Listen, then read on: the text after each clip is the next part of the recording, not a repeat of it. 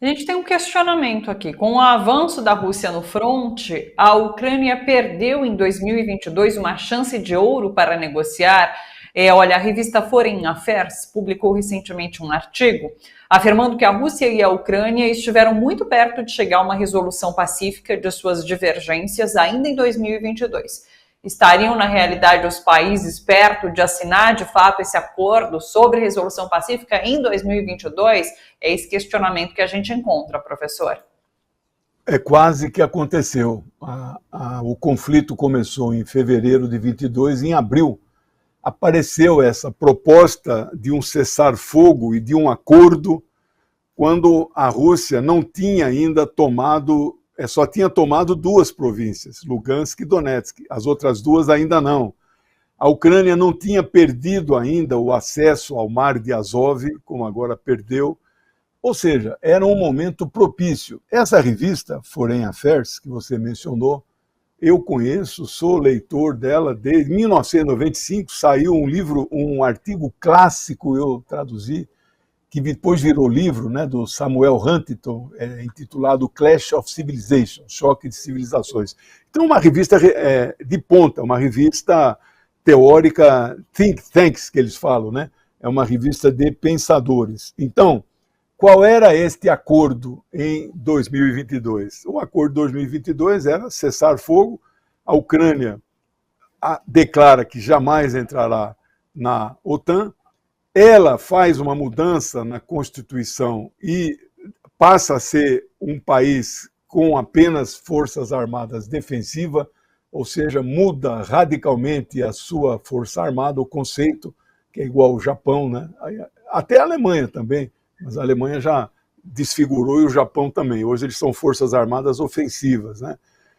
E só ficaria com Donetsk e Lugansk, mesmo assim, não seria anexado pela Rússia, mas eles seriam províncias autônomas, né?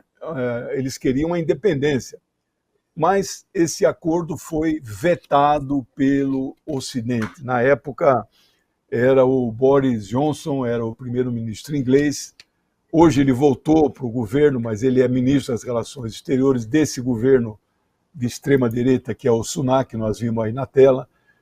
E o Boris Johnson, consultando o Biden, evidentemente falou: não, você não está autorizado a assinar nenhum acordo que possa, digamos, interromper o conflito. É lamentável como as coisas, não são eles que morrem, não são os soldados estadunidenses nem ingleses que estão morrendo. E aí o fato de chegar nessa posição, depois de 2 anos e 4 meses de conflito, nós temos mais de 1 milhão de feridos, estima-se 600 mil mortos e 600 mil mutilados. O mutilado, depois que ele amputa um braço, uma perna, ele não é mais considerado ferido. Ferido é outra coisa, o cara que ficou com alguma sequela da guerra, mas não perdeu membros, né?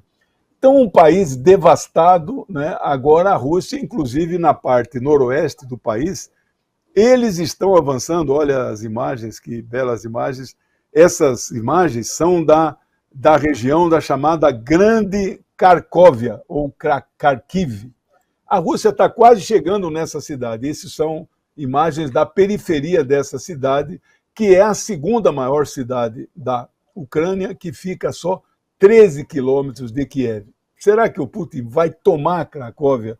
Há uma dúvida. Tem analistas que dizem que isso não vai acontecer, mas ele está tentando criar um bolsão, né, de segurança àquilo que hoje é a fronteira da Rússia se deslocou.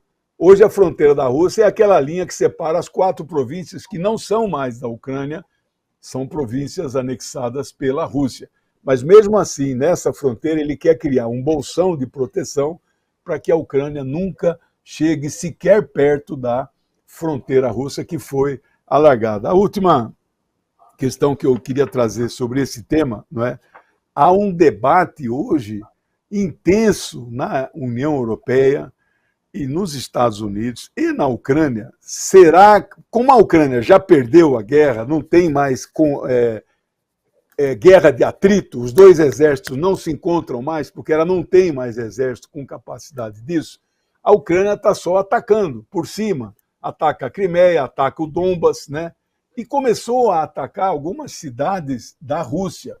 O debate que está sendo colocado é: a Ucrânia pode usar armas dos Estados Unidos, fabricadas nos Estados Unidos, para atacar alvos dentro da Rússia? Como a Rússia reagiria a isso?